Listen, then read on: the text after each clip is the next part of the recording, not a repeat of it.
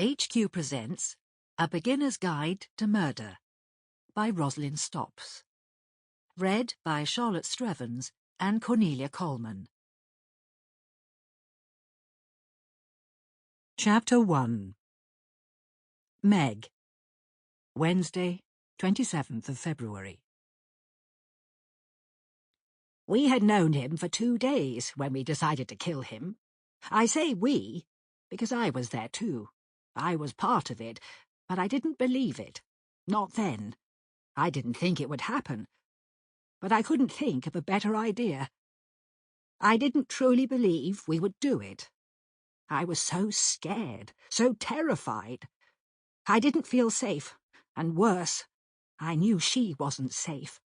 That poor girl. I had to do something to help her, so I went along with it. I was still shaking, and I don't think I knew which way was up. In some ways it didn't seem real, although I wanted something terrible to happen to him, that's for sure. We knew what he was like. 2 days was long enough to know that. 2 minutes would have been long enough if we had trusted our instincts. But we weren't a group at the beginning. No hive mind. No consensus. No we. Just a bunch of tired old women in a coffee shop after trying to do Pilates so that we could stay alive a little longer.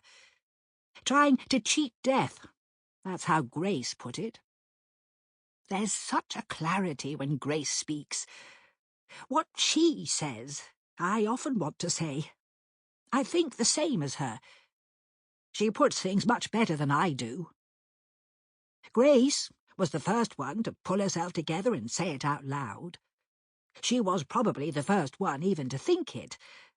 I'm not sure about that, but I wouldn't be surprised. I was still fussing with my face and reliving that damned door lock, flexing my fingers as if I could manage to lock the memory at least. I kept thinking about Nina's face as she was pulled out of the car, and I wondered how on earth we were going to kidnap her back, get her away from him. I've always been slow. Henry used to tell me that. "You're too slow to cross the road, Meg," he'd say. "If I wasn't with you to hurry you along, you'd still be dithering when the Green Man goes to have his tea."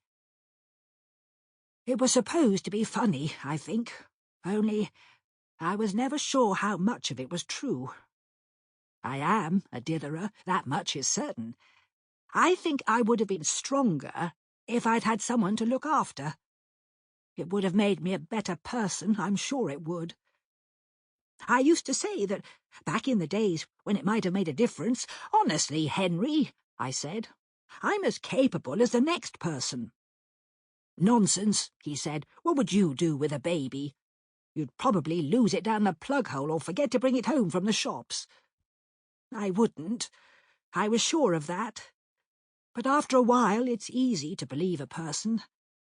And that's why I understand what happened to Nina. We were at the end of our tether when Grace made her suggestion. I could see that Daphne wanted to cry, and I knew that if she started I would too. I've always been like that with tears. I think I've got quite a lot of crying waiting inside me, and most of the time I manage to keep it there. But if I see someone else being sad, I'm undone. Just like that.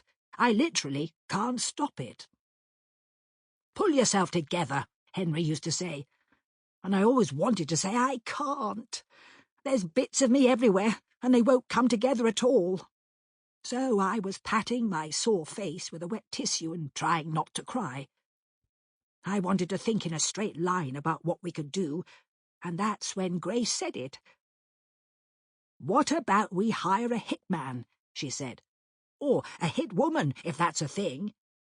Has anyone got any money?"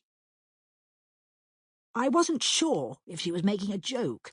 I mean, I didn't really think she would make a quip at a time like that, but you get used to things being a certain way, and even when they're not, and the evidence is there in front of you saying, "Excuse me, everything you believed about the world is nonsense," even then you think, really? Really? Are you sure? "I've got some money," Daphne Sample complete. Ready to continue?